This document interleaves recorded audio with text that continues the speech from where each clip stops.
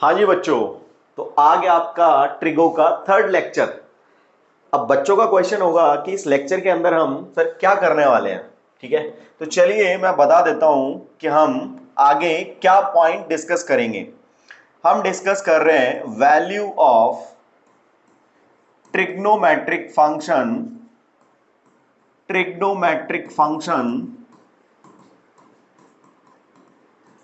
Eight minus x और minus theta. ठीक है, value of trigonometric function at minus x और माइनस थीटा। अब ये माइनस एक्स और माइनस थीटा से हमें क्या याद आ रहा है? तो हमने लास्ट लेक्चर के अंदर देखा था कि हम एक सर्कल ड्रॉ करते हैं कार्टेशियन कोऑर्डिनेट प्लेन के अंदर। एक सर्कल इस तरीके से ड्रॉ किया था हमने। ठीक है, फिर हमने एक पॉइंट कंसीडर किया P, इस तरीके से P पॉइंट कंसीडर किया था, आपको याद आ रहा होगा एक्स वाई कोऑर्डिनेट थे। यहां पर हमने बोला था कि सर ये जो एंगल थीटा है इसको हम एंटी क्लॉकवाइज ले रहे हैं तो ये पॉजिटिव वैल्यू देगा। तो इस बार हमारा एंगल जो है वो नेगेटिव हो रहा है, इस बार हमारा एंगल माइनस थीटा हो रहा है। तो इसका मतलब हमने क्या किया है, इस एंगल को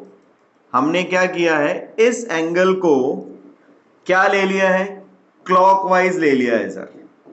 इस एंगल को क्लॉकवाइज ले लिया है तो हमारा एंगल क्या हो गया है, नेगेटिव हो गया है सर।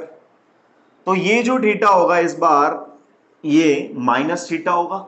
ठीक है, माइनस थीटा होगा। तो यहां पर P पॉइंट के कोऑर्डिनेट, इस बार हमारा P पॉइंट फोर्थ क्वाड्रेंट के अंदर है और उसके कोऑर्डिनेट क्या रहेंगे, x माइनस वाई। उसके कोऑर्डिनेट रहेंगे सर x माइनस वाई। ठीक है, तो चलिए आइए इनके लिए, इस माइनस थीटा के लिए ट्रिग्नोमेट्रिक रेशोज लिखते हैं। तो यहां पर आप देखेंगे तो साइन माइनस थीटा के लिए हमें क्या मिल रहा है, साइन माइनस थीटा के लिए हमें क्या मिल रहा है सर, ये हमारा y हो गया और ये हमारा r हो गया। ठीक है, तो ये हो गया y अपॉन r। लेकिन यहां पर देख रहे हैं कि सर y जो है वो नेगेटिव कोऑर्डिनेट है, तो नेगेटिव कोऑर्डिनेट है तो इस वजह से ये मैंने माइनस वाई ले लिया, तो माइनस वाई अपॉन आर हो गया। तो सर साइन माइनस थीटा को हम देखें तो हम इसे लिख सकते हैं माइनस वाई अपॉन आर, इस तरीके से। तो साइन माइनस थीटा को हम देख रहे हैं कि सर ये जो y अपॉन आर है, तो ये y अपॉन आर, तो हमें फर्स्ट क्वाड्रेंट से sine theta is equal to y upon R, यहां से हमें सर ये तो साइन थीटा के इक्वल मिल रहा है, तो इसको हमने क्या पुट कर दिया, साइन थीटा पुट कर दिया, इसको हमने साइन थीटा पुट कर दिया। तो हमारे पास एक रिजल्ट आ गया कि साइन माइनस थीटा जो है सर, साइन माइनस थीटा जो है वो माइनस साइन थीटा के इक्वल वैल्यू दे रहा है। ठीक है, हमने साइन फंक्शन के अंदर माइनस थीटा पुट किया है। ठीक है, कैसा एंगल, एक क्लॉकवाइज एंगल हमने लिया है, उसको हमने पुट किया, तो यहां पर हमारा रिजल्ट जो है वो माइनस साइन थीटा के इक्वल आ गया है। ठीक है, चलिए नेक्स्ट फंक्शन हमारे पास है कॉस थीटा। कॉस थीटा पर भी बात कर लेते हैं। कॉस माइनस थीटा, इस क्वाड्रेंट के अंदर हम कॉस माइनस थीटा के लिए वैल्यू फाइंड करेंगे। तो इस ट्राइंगल को देखकर आप क्या बता सकते हैं सर, x ये हो गया और ये हमारा हाइपोटेनियस हो गया r। तो कॉस के लिए बेस अपॉन हाइपोटेनियस से हमें क्या मिल जाएगा, x अपॉन r मिल रहा है। ठीक है, अब आप आ जाइए फिर से फर्स्ट क्वाड्रेंट के अंदर। कॉस थीटा हम पहले भी निकाल चुके हैं, कॉस थीटा हमारा क्या होता है, x अपॉन r होता है। ठीक है, तो इस x अपॉन r को हम क्या लिख सकते हैं सर, ये तो कॉस थीटा हो गया। तो आप देख रहे हैं कि कॉस माइनस थीटा के लिए रिजल्ट सर फिर से कॉस थीटा ही मिल रहा है। कॉस माइनस थीटा के लिए रिजल्ट कॉस थीटा ही मिल रहा है। कॉस के अंदर नेगेटिव वैल्यू वापस से सेम रिजल्ट दे रही है सर, ठीक है, वापस से सेम रिजल्ट दे रही है। ये क्लियर हुआ, साइन के अंदर साइन का इफेक्ट पड़ा है, कॉस के अंदर इफेक्ट नहीं पड़ा है, ठीक है। चलिए तो इसी तरीके से टेन के लिए भी बात कर लेते हैं, इसी तरीके से टेन के लिए भी बात कर लेते हैं। सर टेन माइनस थीटा को देख लेते हैं। तो टेन माइनस थीटा के लिए आप देखेंगे तो मुझे बताएं ये क्या हो गया, परपेंडिकुलर, ये हो गया बेस। तो यहां से आप देखेंगे sir minus y upon x हो गया, माइनस वाई अपॉन एक्स हो गया, तो इसको y अपॉन एक्स लिख सकते हैं। अब आपको लास्ट लेक्चर से याद आ रहा होगा कि हमने टेन थीटा को क्या लिखा था, tan theta sir y upon x होता है फर्स्ट क्वाड्रेंट के अंदर। तो यहां पर हम क्या लिख सकते हैं, माइनस टेन थीटा लिख सकते हैं इसको। तो ये बन गया टेन माइनस थीटा सर, ठीक है क्या। तो सर साइन के अंदर नेगेटिव वैल्यू डाली तो नेगेटिव बाहर दिख रहा है, कॉस के अंदर नेगेटिव वैल्यू डाली तो कॉस डाइजेस्ट कर जा रहा है। टेन के अंदर हमने देखा, टेन के अंदर हमने देखा तो वापस से माइनस बाहर आ गया है, ठीक है। तो साइन साइन साइन को बाहर निकाल दे रहा है, माइनस साइन को। तो कोसेक भी क्या करेगा, तो कोसेक भी क्या करेगा, कोसेक माइनस थीटा आप देखेंगे तो माइनस कोसेक थीटा दे देगा, ठीक है। कोसेक माइनस थीटा आप लिखेंगे तो माइनस कोसेक थीटा दे देगा।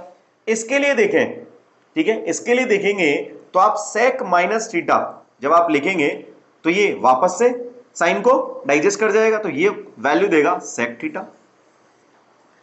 टेन के लिए आप देखेंगे तो टेन माइनस को बाहर दे रहा है तो कॉट भी माइनस साइन को क्या दे देगा, बाहर दे देगा, ठीक है क्या। तो आपने देखा कि sine minus theta minus sine theta है, tan minus theta minus tan theta है, cot minus theta minus cot theta है, cosec minus theta minus cosec theta है, ठीक है। ये चार जो हैं, ये चार ट्रिग्नोमेट्रिक रेशो साइन को बाहर दे रहे हैं, और ये दो cos minus theta cos theta result दे रहा है, और sec minus theta sec theta दे रहा है, ठीक है। तो ये दो ट्रिग्नोमेट्रिक फंक्शन माइनस साइन को खा जाएंगे, ये आपको उस साइन को बाहर निकालकर दे देंगे, ठीक है। यहां तक क्लियर हुआ, यहां तक क्लियर हुआ। तो देखिए यहां पर sine minus 30 degree, sine minus 30 degree के लिए बात करें हम, तो आप देख सकते हैं कि सर इसका रिजल्ट माइनस साइन 30 के इक्वल होगा, ठीक है।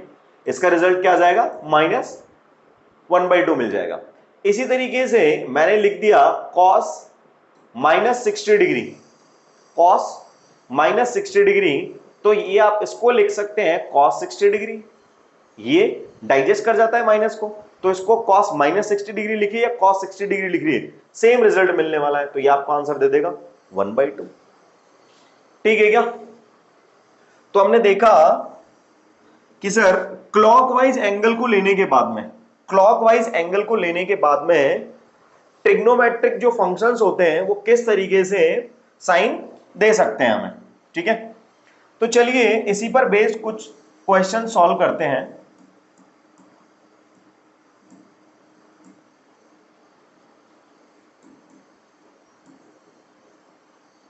देखिए questions based on reduction formula, जो भी हमने सेकंड लेक्चर में सीखा और आज हमने डिस्कस किया, उसके बेसिस पर आपको ये कुछ क्वेश्चंस सॉल्व करने हैं, ठीक है। तो पहले आप वीडियो को पॉज करिए, एक बार खुद से ट्राई करिए, और फिर उसके बाद आप सॉल्यूशन चेक कर सकते हैं, उसके बाद आप सॉल्यूशन चेक करिएगा। तो cos 7 π/6 को आप क्या लिख सकते हैं, cos 7 π/6 को क्या लिख सकते हैं बताइए। इसको हम लिख सकते हैं सर cos, इसको लिख सकते हैं cos pi plus π/6, pi plus π/6, ठीक है। जो हमने लास्ट लेक्चर में किया था रिडक्शन फॉर्मूले के अंदर, हम बड़े एंगल्स को हम बड़े एंगल्स को ब्रेक कर लेते हैं, ठीक है, और हम देखते हैं कि वो हॉरिजॉन्टल लाइन के पास है या वर्टिकल लाइन के पास है, ठीक है। तो ये जो हमें लास्ट वाला जो एंगल है वो हम एक्यूट एंगल में, बिकॉज हमें 10th क्लास से पता है कि 0 डिग्री से लेकर 90 डिग्री के लिए 0 डिग्री से लेकर 90 डिग्री के लिए ट्रिग्नोमेट्रिक रेशोज के वैल्यू क्या होते हैं। तो हमारी कोशिश रहती है कि हम एंगल्स को छोटे एंगल्स में ब्रेक करें और फिर इजीली वैल्यू फाइंड कर लें। तो यहां पर हमने इसको ब्रेक किया पाई प्लस पाई बाई 6। अब आपको याद आ रहा होगा कि ये जो पाई है, ये जो पाई है ये हॉरिजॉन्टल लाइन है सर, ये हॉरिजॉन्टल लाइन है, हॉरिजॉन्टल लाइन है, और ये एंगल जो है वो थर्ड क्वाड्रेंट का एंगल है। तो आप क्या लिखेंगे, ट्रिग्नोमेट्रिक फंक्शन सेम रहेगा और यहां से एंगल मिल जाएगा पाई बाई 6। लेकिन ये थर्ड क्वाड्रेंट का एंगल है तो वैल्यू देगा नेगेटिव, ठीक है। तो माइनस कॉस पाई बाई 6। तो यहां पर आप मुझे बताएंगे कितनी वैल्यू हो गई, -√3/2, ठीक है। चलिए नेक्स्ट क्वेश्चन को सॉल्व करते हैं। यहां पर आप देख रहे हैं 10, तो किस तरीके से ब्रेक करें इसको बताइए, किस तरीके से ब्रेक कर सकते हैं इसको। आप सॉल्व करेंगे तो ये 6 पाई प्लस समथिंग हो रहा है, 6 पाई प्लस, तो यहां मैं लिख सकता हूं sir 6 pi plus pi by 3, ठीक है। ये हो गया 18 19/3, तो 6 पाई प्लस पाई बाई 3। अब आप चेक करिए कि हमने क्या कर लिया है, हमने पाई का मल्टीपल बना दिया है यहां पर, ठीक है, पाई का मल्टीपल बना दिया है। तो आप देख रहे हैं कि 6 पाई कहां होता है सर, ये हो गया पाई, 2 पाई, 4 पाई और 6 पाई, ठीक है। तो आप हॉरिजॉन्टल लाइन पर हैं, फिर से 6 पाई यहां पर है और आप जा रहे हैं पाई बाई 3 आगे, तो आप फर्स्ट क्वाड्रेंट के अंदर पहुंच गए। तो 10 फर्स्ट क्वाड्रेंट के अंदर पॉजिटिव होता है, ट्रिग्नोमेट्रिक फंक्शन हॉरिजॉन्टल लाइन पर नहीं बदलेगा, तो ये मिल जाएगा आपको 10 पाई बाई 3, ठीक है। फर्स्ट क्वाड्रेंट का है तो पॉजिटिव हो गया, यहां पर वैल्यू कितनी हो गई, √3, ठीक है। नेक्स्ट क्वेश्चन आप देख रहे हैं डिग्री के अंदर दिया गया है आपको 570 डिग्री। तो 570 डिग्री को हम क्या लिख सकते हैं बताइए फटाफट, 570 को हम क्या लिख सकते हैं बताएं। यहां हम लिख सकते हैं 0 डिग्री, 360 डिग्री, ठीक है। 360 के बाद में 90 हो गया, तो ये आपका हो गया 450 डिग्री। 450 के बाद में ये हो गया सर 540 डिग्री। 540 के अंदर आपको 30 ऐड करना है तो 570 मिल जाएगा। तो मैं इसको लिख सकता हूं cot 540 plus 30 degree, 540 plus 30 degree. तो यहां पर आप पहुंच गए थर्ड क्वाड्रेंट के अंदर। थर्ड क्वाड्रेंट के अंदर कॉट कैसी वैल्यू देता है सर, पॉजिटिव वैल्यू देता है। हॉरिजॉन्टल लाइन है, ट्रिग्नोमेट्रिक फंक्शन सेम रहेगा, तो ये हो जाएगा cot 30 degree. Cot third quadrant के अंदर पॉजिटिव वैल्यू देते हैं, तो कॉट 30 की वैल्यू कितनी हो गई बताएं, √3 फिर से, ठीक है, फिर से √3 हो गई। tan 480 की वैल्यू, tan 480 की, तो अभी अभी हमने देखा है आप इसे 540 माइनस 60 भी लिख सकते हैं और इसे आप 450 प्लस 30 भी लिख सकते हैं। तो चलिए इसको हम लिख देते हैं 10, बताइए 10 540 माइनस 60 डिग्री, ठीक है, माइनस 60 डिग्री। तो यहां पर हमें क्या मिल जाएगा सर, सेकंड क्वाड्रेंट का एंगल हो गया 540 माइनस 60 डिग्री, सेकंड क्वाड्रेंट का एंगल है। ट्रिग्नोमेट्रिक फंक्शन सेम रहेगा, tan 60 डिग्री, tan 60 डिग्री में सेकंड क्वाड्रेंट का एंगल है तो ये माइनस, तो यहां पर वैल्यू मिल जाएगी -√3, ठीक है। यहां तक आपने ट्राई कर लिया है, तो नेक्स्ट इन क्वेश्चंस को ट्राई करिए, उसके बाद आप आंसर चेक करिएगा। इसको क्या लिख सकते हैं, इस बार आप देख रहे हैं कि जो एंगल है, ये जो एंगल है वो नेगेटिव है, नेगेटिव वैल्यू के साथ आया है, ये नेगेटिव है। तो यहां पर आप चेक करेंगे तो कॉस, अभी अभी हमने चेक किया है कॉस क्या करता है, माइनस को डाइजेस्ट कर जाएगा। तो यहां पर आप क्या बोलेंगे बताएं सर, इसको लिख सकते हैं कॉस 8 पाई बाय 3। तो यहां से आप देखेंगे कि सर इसको मैं क्या लिख सकता हूं, cos 3 pi minus pi by 3, 3 pi minus pi by 3, ये लिख सकता हूं मैं। और 3 पाई आप जानते हैं कहां होता है, ये 1 पाई, 2 पाई, 3 पाई। 3 पाई हॉरिजॉन्टल लाइन है सर, यहां से हमें -π/3 करना है, यहां से हमें -π/3 करना है। तो बताइए आप सेकंड क्वाड्रेंट में पहुंच गए, हॉरिजॉन्टल लाइन है तो फंक्शन ट्रिग्नोमेट्रिक फंक्शन सेम रहेगा सर, कॉस एंगल लेगा π/3 और नेगेटिव साइन सेकंड क्वाड्रेंट का है तो यहां पर आपको क्या मिल जाएगा -1/2। ठीक है, माइनस कॉस 60 डिग्री हो गया तो -1/2 मिल जाएगा। अब यहां पर आप देख रहे हैं कि कॉट के अंदर नेगेटिव साइन है तो कॉट माइनस साइन को बाहर भेज देगा तो यहां पर मिलेगा आपको कॉट 15π/4। फिर आप इसके अंदर रिडक्शन फार्मूला लगाएंगे तो ये क्या बन जाएगा minus cot sir 4π minus π/4, 16 minus pi 15π/4 हो गए। ठीक है, तो यहां से आप देख रहे हैं तो ये क्या मिल जाएगा माइनस कॉट 4π, अभी 3π देखा था तो ये 4π आ गया, यहां पर हॉरिजॉन्टल लाइन है 4π में से आप π/4 माइनस कर रहे हैं तो फोर्थ क्वाड्रेंट का एंगल है। ठीक है, फोर्थ क्वाड्रेंट का एंगल है तो एक बार देखेंगे आप इसको तो ये आपको देगा माइनस कॉट माइनस π/4। ठीक है, एक माइनस ऑलरेडी था, एक इसकी वजह से फोर्थ क्वाड्रेंट की वजह से इसके पास एक माइनस और आ गया है तो ये हो गया कॉट π/4, यहां से वैल्यू मिल जाएगी 1। ठीक है, यहां तक क्लियर हुआ आपको? तो आप इसको डिस्कस कर लेते हैं, sec 855। ठीक है, इसको क्या लिख सकते हैं हम बताइए जी, इसको क्या लिख सकते हैं? इसको आप लिख सकते हैं सर 1 राउंड के अंदर 360, सेकेंड राउंड के अंदर 720, 720 के अंदर 90 ऐड किया सर तो यहां पर हमें क्या मिल गया बताइए 810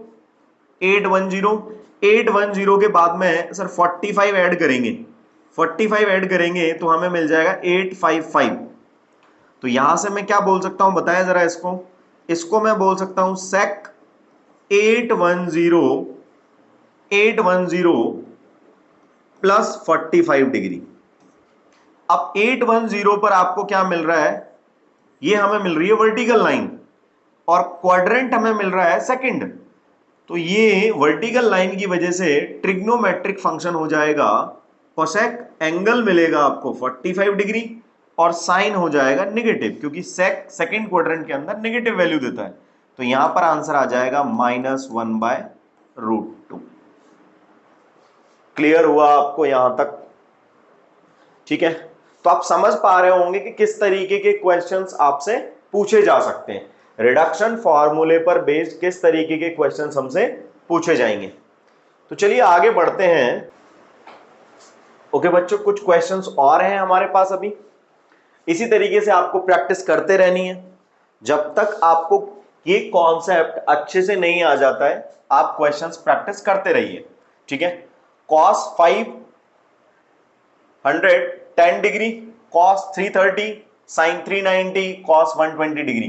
ठीक है, तो इसको सॉल्व करेंगे, इसको सॉल्व करेंगे तो हमें क्या मिलेगा बताइए जरा। cos 510 को मैं क्या लिख सकता हूं, cos 510 को मैं क्या लिख सकता हूं बताइए फटाफट। सर इसको आप लिख सकते हैं cos, अभी अभी हमने देखा है 540 माइनस 30 डिग्री। ठीक है, 540 आपको ये सारे वैल्यूज डिग्री में भी याद होने चाहिए और रेडियन के अंदर भी याद होने चाहिए। ठीक है, जिससे कि आपके क्वेश्चन सॉल्व करने की स्पीड बढ़ेगी। ठीक है, तो यहां से ये हो गया, इसको आप लिख सकते हैं cos 360 माइनस 30 डिग्री, इसको आप क्या लिख सकते हैं सर अगेन 360 प्लस 30 डिग्री, और इसको क्या लिख सकता हूं मैं मल्टीप्लाई के अंदर cos, इसको मैं लिख सकता हूं 180 माइनस 60 डिग्री। ठीक है, ये मैंने LHS कंसीडर कर लिया है, -1 हमें प्रूव करना है। तो बताइए फटाफट कौन से लाइन पर है आप, हॉरिजॉन्टल लाइन पर है, ट्रिग्नोमेट्रिक फंक्शन सेम रहेगा सर, cos 30 डिग्री लेगा, cos 30 डिग्री सेकंड क्वाड्रेंट के अंदर है आप तो नेगेटिव वैल्यू देगा। यहां पर आप देखेंगे cos 360 माइनस 30 डिग्री है, ट्रिग्नोमेट्रिक फंक्शन सेम रहेगा, ये हो जाएगा cos और ये हो गया 30 डिग्री। यहां कॉस पॉजिटिव वैल्यू देता है तो फोर्थ क्वाड्रेंट के अंदर कॉस पॉजिटिव रहेगा। यहां से आप देखेंगे 360 तो ट्रिग्नोमेट्रिक फंक्शन सेम रहेगा। यहां से वैल्यू रहेगी साइन 30 डिग्री, फर्स्ट क्वाड्रेंट के अंदर है तो पॉजिटिव वैल्यू रहेगी। यहां पर आप देख रहे हैं अगेन हॉरिजॉन्टल लाइन है तो ट्रिग्नोमेट्रिक फंक्शन सेम रहेगा cos 60, लेकिन वैल्यू सेकंड क्वाड्रेंट की है 180 माइनस 60 डिग्री है तो आपको यहां माइनस मिलेगा। अब आप सॉल्व करेंगे तो कितना आया बताइए जरा। ये हो गया माइनस cos 30 तो ये हो गया √3/2, cos 30 √3/2। यहां पर आप सॉल्व करेंगे तो इस माइनस को हमने आगे ले लिया है तो यहां पर हो गया 1/2 और cos 60 अगेन 1/2। ठीक है, तो यहां से सॉल्व करने पर आ जाएगा -3/4 -1/4 -4/4। ठीक है, और वैल्यू हमें मिल गई -1। ठीक है, तो ये आपका प्रूव हो गया। ठीक है, अब देखिए इसी तरीके से नेक्स्ट क्वेश्चन है हमारे पास, वो भी डिग्रीज के अंदर सारे वैल्यूज गिवन है, डिग्री के अंदर है सारे वैल्यू। ठीक है, लेकिन इस बार क्या किया है उसने, इस बार नेगेटिव साइन के साथ दिया है, एंगल को नेगेटिव साइन दे रखा है इसमें। तो कैसे सॉल्व कर सकते हैं बताइए जरा, कैसे सॉल्व कर सकते हैं। तो सर अभी अभी हमने देखा है sine minus theta, sine minus theta क्या देता है हमें, माइनस साइन थीटा लिख सकते हैं उसको, इसको cos 390 ही लिखेंगे। इसको आप देख रहे हैं तो cos के अंदर आप माइनस थीटा डालते हैं तो सर वापस से cos थीटा ही दे देता है, वो हमें cos थीटा ही दे देता है, और ये हमारे पास हो गया साइन 330 डिग्री। अब आप इनको चेंज करना स्टार्ट कर दें तो यहां पर मिल जाएगा माइनस, इसको बोलिए फटाफट क्या लिख सकते हैं साइन, इसको क्या लिख सकते हैं, इसको क्या लिख सकते हैं बताइए फटाफट। अभी अभी हमने देखा था 90 360 360 और ये कितना हो गया 450। ठीक है, या आप इसको लिख सकते हैं साइन 360 प्लस 60 डिग्री। ठीक है, यहां इसको आप लिख सकते हैं cos 360 प्लस 30 डिग्री। आप इसको लिख सकते हैं 660 पर बात कर लीजिए, इधर आ जाइए 660 पर, सर ये होता है 720, 720 माइनस 60 डिग्री, तो आप इसको लिख सकते हैं cos 720 माइनस 60 डिग्री। ठीक है, और यहां लिख सकते हैं साइन 360 माइनस 30 डिग्री।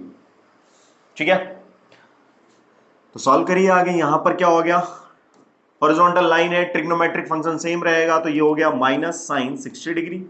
यहां पर आप देखेंगे हॉरिजॉन्टल लाइन है, ट्रिग्नोमेट्रिक फंक्शन सेम रहेगा, 360 प्लस 30 डिग्री है तो फर्स्ट क्वाड्रेंट के अंदर आ गए तो ये पॉजिटिव वैल्यू लेगा। ठीक है, यहां पर आप देख रहे हैं 720 माइनस 60 डिग्री, 720 लाइन ये रही, उसके बाद माइनस 60 कॉस है तो ट्रिग्नोमेट्रिक फंक्शन सेम रहेगा और साइन भी पॉजिटिव रहेगा तो cos 60 degree, 360 minus 30 degree, 360 minus 30 degree fourth quadrant का एंगल है। ट्रिग्नोमेट्रिक फंक्शन तो सेम रहेगा बट साइन चेंज हो जाएगा, साइन। ठीक है क्या, यहां तक कहानी क्लियर हुई आपको। यहां हम लिख सकते हैं -√3/2 cos 30, ये हो गया √3/2। यहां हम इसको लिख सकते हैं 1/2 और इसको लिख सकते हैं 1/2, तो ये अगेन वही आ रहा है 3/4 माइनस 1/4 -4, ये वापस से -1 आ गया। ठीक है क्या, तो आप समझ पा रहे हैं कि किस तरीके के क्वेश्चंस आपसे पूछे जाएंगे। ठीक है, तो चलिए नेक्स्ट हमारे पास क्या क्वेश्चंस हैं देख लेते हैं। Prove that cos 90 plus theta sec minus theta. तो इधर देखिए क्या करना है हमें, सर ट्रिग्नोमेट्रिक फंक्शन बदलेगा, वर्टिकल लाइन पर है हम, वर्टिकल लाइन पर है तो ये हो गया sine theta cos 90 plus theta, second quadrant का एंगल है, नेगेटिव साइन देगा। सेक के अंदर नेगेटिव थीटा डाला गया है तो इसको कोई फर्क नहीं पड़ेगा, सेक थीटा ही दे देगा। tan 180 minus theta, trigonometric function sir वही रहेगा और साइन हम देख लेंगे 180 माइनस थीटा, सेकेंड क्वाड्रेंट का एंगल है तो नेगेटिव साइन देगा। ठीक है, 360 माइनस थीटा हॉरिजॉन्टल लाइन है, माइनस थीटा कहां, फोर्थ क्वाड्रेंट का एंगल है तो सर ये ट्रिग्नोमेट्रिक फंक्शन सेम रहेगा और फोर्थ क्वाड्रेंट का एंगल है तो सेक पॉजिटिव रहता है उस केस में।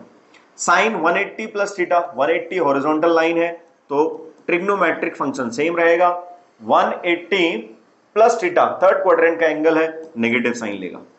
यहां पर कॉट 90 तो वर्टिकल लाइन पर है तो ट्रिग्नोमेट्रिक फंक्शन बदल गया, tan थीटा हो गया 90 माइनस थीटा, फर्स्ट क्वाड्रेंट का एंगल है।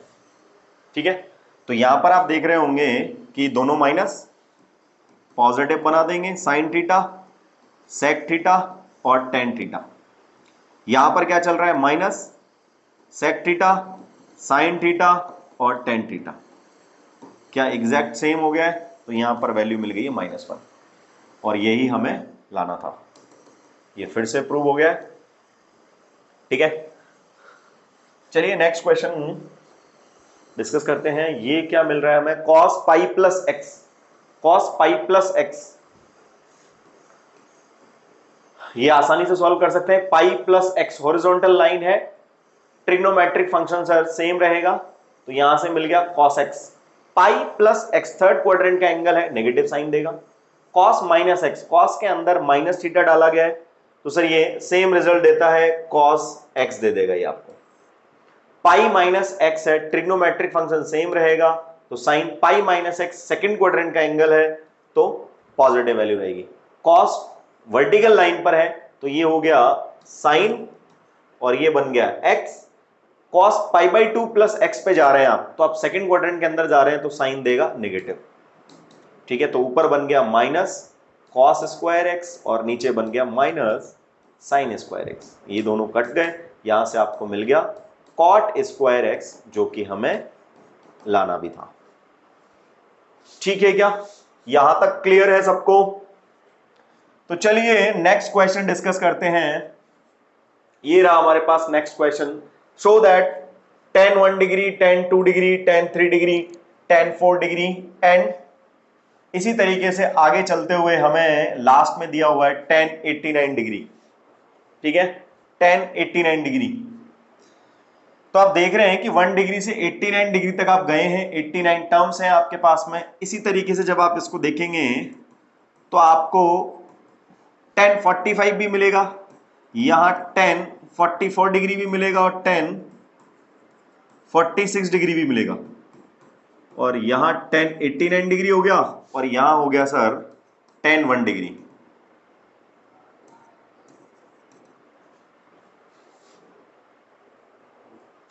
देख पा रहे हैं आप? तो हम क्या कर सकते हैं, यहां से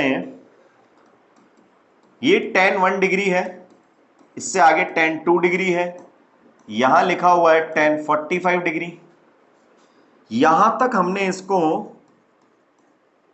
1 से लेकर 44 तक हमने ऐसे ही रहने दिया है। यहां आप देख पा रहे हैं तो मैं इसका एंगल क्या लिख सकता हूं, मैं इसको लिख सकता हूं tan 90 माइनस 44, क्या मैं ऐसा लिख सकता हूं? इसी तरीके से आगे जाते हुए मैंने इसको लिख दिया है tan 90 minus 1 degree, tan 90 minus 1 degree ऐसा लिख सकते हैं। ठीक है, तो आप देखेंगे कि ये tan 1 डिग्री बना हुआ है, ये tan 2 डिग्री बना हुआ है और ये इसी तरीके से tan 44 डिग्री तक। tan 45 जो है उसकी वैल्यू 1 हो गई है। ठीक है, यहां से आप देखेंगे तो मैं इसको क्या लिख सकता हूं, ये ट्रिग्नोमेट्रिक फंक्शन को बदल देगा तो ये बन गया cot 44 डिग्री। ठीक है, इसी तरीके से आप आगे जाएंगे तो ये बन जाएगा cot 43 डिग्री और आप इस तरीके से आगे जाते हुए आपको मिलेगा cot 1 डिग्री। ठीक है, cot 1 डिग्री। तो आप देख पा रहे हैं कि tan 1 डिग्री और cot 1 डिग्री को एक साथ मैं ले लेता हूं तो tan 1 डिग्री और cot 1 डिग्री, ठीक है, एक पेयर बन गया। इसी तरीके से आप लिख सकते हैं tan 2 डिग्री और इससे पहले भी एक cot 2 डिग्री, तो इस तरीके से हम पेयर बना लेंगे। तो यहां तक tan 44 डिग्री और cot 44 डिग्री तक कुछ पेयर बन जाएंगे हमारे पास और ये 1 मल्टीप्लाई के अंदर चल रहा है। अब आप देख पा रहे हैं कि ये tan 1 डिग्री लिखा हुआ है और ये सर वापस से 1/tan 1 डिग्री बन गया है। ये दोनों रेसिप्रोकल हैं एक दूसरे के, ये कट गया तो हर पेयर के अंदर आपको वैल्यू मिल जाएगी 1 फिर मल्टीप्लाई के अंदर 1, फिर 1, फिर 1, इस तरीके से। ठीक है, तो आपको फाइनल आंसर क्या मिल जाएगा? 1 मिल जाएगा। तो ये भी हमने प्रूव कर दिया है। ठीक है, नेक्स्ट क्वेश्चन देखते हैं हमारे पास क्या है। नेक्स्ट क्वेश्चन है हमारे पास, if alpha is equal to π/3 prove that cos alpha, cos 2 alpha, cos 3 alpha, cos 4 alpha, cos 5 alpha, cos 6 alpha. तो आप आसानी से सॉल्व कर सकते हैं, इसके अंदर अल्फा की वैल्यू पुट करनी है और आपको ये रिजल्ट मिल जाएगा। cos π/3 sir, cos 2π/3, cos 3π/3, cos 4π/3, cos 5π/3 और cos 6π/3। ठीक है, तो यहां से आप देख रहे हैं कि इसकी वैल्यू हमें डायरेक्टली पता होती है cos π/3, तो हम वैल्यूज पुट कर देते हैं। तो ये बन गया हमारे पास में 1/2। cos 2π को मैं क्या लिख सकता हूं बताइए जरा? cos 2π को क्या लिख सकता हूं? पाई माइनस π/3 लिख सकता हूं। यहां पर आप देख रहे हैं तो ये मिल गया मुझे cos π। ठीक है, तो cos π को मैं लिख सकता हूं -1। ये मुझे मिल गया cos, तो मैं इसको कन्वर्ट करके लिख सकता हूं cos π प्लस π/3। यहां से मैं देखकर लिख सकता हूं cos, बताइए 2π माइनस π/3, और इसको मैं लिख सकता हूं cos, ये cos 2π हो रहा है तो cos 2π की वैल्यू फिर से 1। ठीक है, यहां से आप देख रहे हैं 1/2 हो गया, पाई माइनस π/3, हॉरिजॉन्टल लाइन है, ट्रिग्नोमेट्रिक फंक्शन वही रहेगा, तो ये आपको मिल जाएगा cos π/3, लेकिन सेकंड क्वाड्रेंट का एंगल है तो नेगेटिव, यहां से -1 चल रहा है, पाई प्लस π/3, तो ट्रिग्नोमेट्रिक फंक्शन सेम रहेगा और क्वाड्रेंट थर्ड है तो नेगेटिव वैल्यू मिल जाएगी। यहां से आप देख रहे हैं हॉरिजॉन्टल लाइन है, ट्रिग्नोमेट्रिक फंक्शन सेम रहेगा, cos π/3, फोर्थ क्वाड्रेंट है तो पॉजिटिव वैल्यू देगा, और यहां से 1 चल रहा है। यहां पर हो गया 1/2, इसको मैं लिख सकता हूं 60 डिग्री, तो अगेन 1/2, ये -1, यहां से आपको मिल रहा है -1/2, यहां से हमें मिल रहा है 1/2 और ये 1। ठीक है, तो ये माइनस माइनस माइनस माइनस देगा हमें, और ये 2 × 4 4। ठीक है, तो यहां पर कितना हो जाएगा 1/16, ये आंसर आ गया आपका -1/, तो ये हमारा हो गया RHS।